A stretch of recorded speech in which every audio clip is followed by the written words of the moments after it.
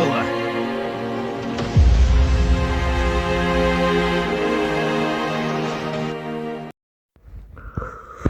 Պարոն Սահերջան, այսօր կպատմեմ Հայաստանը Զաքարյանի իշխանության օրոք և Սելջուկ թուրքերի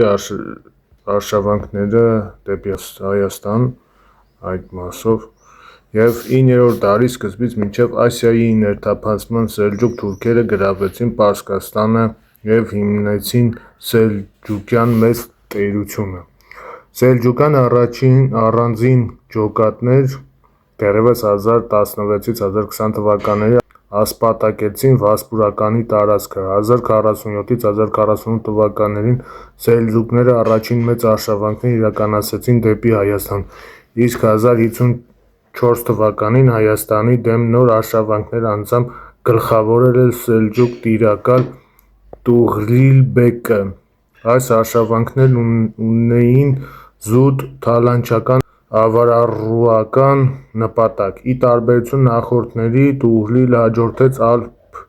Արսլանի 1064 թվականի արշավանքը նպատակ ուներ նվաճումներ կատարել և հաստատվել նվաճված տարածքներում։ Նա գրավեց Աղվանքը, Արևելյան Վրաստանը և Հյուսիսային Հայաստանը։ Հայկական երեք թագավորությունները՝ Կարս, Լոռի, Սյունիք, իրենց հպատակություն հայտնեցին սելջուկներին։ 1065 թվականին ճնշվելով սելջուկների բարբարոս տիրապետությունից, Կարսի վերջին թագավոր Գագիկ Աբբասյան Բագրատունին իր տերությունները կտակեց Բյուզանդիային, տեղափոխվելով այդ երկրի արևելք։ Բյուզանդիայի քաղաքականությունը, որ միտված էր գրավելու հայկական թագավորությունը և քայքայել նրանց ռազմական ուժերը, բումերանգի նման շրջվեց իր դեմ։ Քանդվեց արևելքի հուսալի քրիստոնեական վահանը, և Բյուզանդիան սկսեց ենթարկվել սելջուկ թուրքերի ասպատակություններին։ Վիճակը փոխելու նպատակով Բյուզանդիայի կայսր Ռոմանոս Դիգենոս IV-ը անձամբ արշավեց արևելք, սակայն 1071 թվականին Մանազկերտի ճակատամարտում խայտառակ պարտություն կրեց և ինքն էլ գերի ընկավ։ Իր անձի փրկության համար նա զիջեց Բյուզանդիայի արևելյան տիրույթների զգալի մասը։ Հայաստանը ամբողջությամբ նվաճվեց սելջուկների կողմից։ Սելջուկ-թուրքական տիրապետության աղետ եղավ Հայաստանի համար։ Աշխարհի քաղաքակրթության ծաղկուն օջախները հրի ճրագ դարձան և ավերման ենթարկվեցին։ Քոչվորական կենցաղով ապրող սելջուկները հետաքրքրում էին իրենց անասունների արոտավայրերը, բայց ոչ գիր ու գրականություն, մշակույթ, բարձր արժեքներ չունեին։ 13-րդ դարում անկում ապրեց Հայաստանի տարածքի վերջին հայկական Լոռու և Սյունիքի 1113 թվական և 1170 թվականների հայոց թագավորությունները վերջին։ Բագրատունյան թագավորության անկումից և սելջուկ նվաճումներից հետո հայ նախարարների զգալի մասը հեռացավ Բյուզանդիա և Վրաստան։ Վերջինիս հայերի համար հատկապես կարևոր էր 1071 թվականից հետո, երբ Բյուզանդիան կորցրեց դիրքերը արևելքում, իսկ Վրաստանը ոչ միայն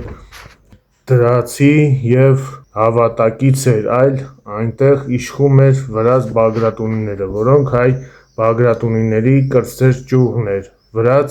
Բագրատունիների թագավորություն հռչակեց Սմբատ I Բագրատունին 897 թվականին, իր ազգական Ատրներսե Բագրատունու ճանաչելով թագավոր։ Վրաց Բագրատունյան վերելքի սկսվեց Դավիթ IV շինարարի օրոք 1089-ից 1125 թվականներին։ Անեծիներն ապստամբեցին և նրանց օգնությամբ 1024 թվականին փորձեցին թոթափել սելջուկների տիրապետությունը, սակայն ապստամբությունը ճնշվեց 2 տարուց հետո։ Արծրուների ճյուղերից մեկը 9-րդ դարի կեսերին տեղափոխվել և հաստատվել էր Հյուսիսային Հայաստանում։ Այդ ճյուղի ներկայացուցիչը Զաքարիա անունով ճյուղը կոչվում է նաև Զաքարյան։ Զաքարյանի որդի Սարգիս մեծ վճռորոշ դեր խաղաց 1177-ից 1178 թվականների վրա Գեորգիի երրորդ արքայի դեմ բարձրացած ապստամբություն ճնշման գործում, և դրա շնորհիվ Զաքարիան արծրունիները դարձան վրաց պետության 6 խոշորագույն տոհմերից մեկը։ Զաքարյան արծրունիներն ավելի բարձր դիրք հասան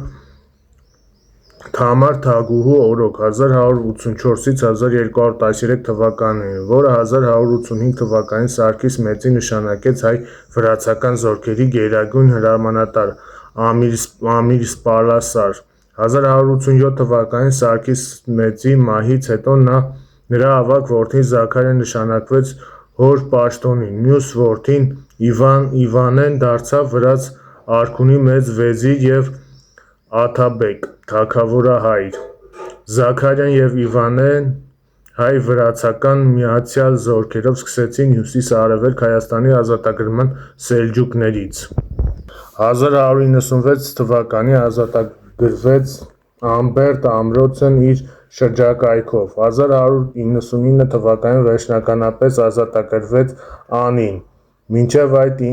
13-րդ դարում 3 անգամ գրավվեց, բայց վերադարձրել էր։ 1202-ից 1204 թվականներին Դվին և Արարատ դաշտերը, 1196-ից 1211 թվականներին հաղթարշավի արդյունքում Զաքարյանները ազատագրեցին նախկին մեծ հայքի Արարատ, Գուգարք, Արցախ և Սյունիք աշխարհների տարածքներն ամբողջությամբ, Տուրուբերանի հյուսիսային, Ուտիքի արևմտյան և Վասպուրականի հյուսիս-արևելյան շրջանները։ Զաքարյանները, որ սեփական արձանագրություններում շարունակում էին ներկայանալ որպես արծրունիներ, հյուսիս-արևելյան Հայաստանի, հատկապես Անիի ազատագրումից հետո իրենց հռչակեցին հայ բագրատունիների իրավահաջորդը և սկսեցին կրել նրանց արքա և շահնշահ տիտղոսները, ինչը զուտ խորհրդանշական էր։ Հայաստանի հյուսիսային և արևելյան շրջանները ազատ շունչ քաշեցին սելջուկ թուրքերի բարբարոսական տիրապետությունից։ Վերականգնվեց ժողովրդի ստեղծագործ կյանքը, ստեղծվեցին գիտությունն ու մշակույթի կարևոր արժեքներ։ 1220 թվականից սկսվեցին մոնղոլական արշավանքները։ Վրաց արքա Գեորգի Լաշայիի և Իվանե Զաքարյանի միացյալ ուժերը պարտություն կրեցին մոնղոլական զորքերի, որոնք թալան կազմակերպեցին,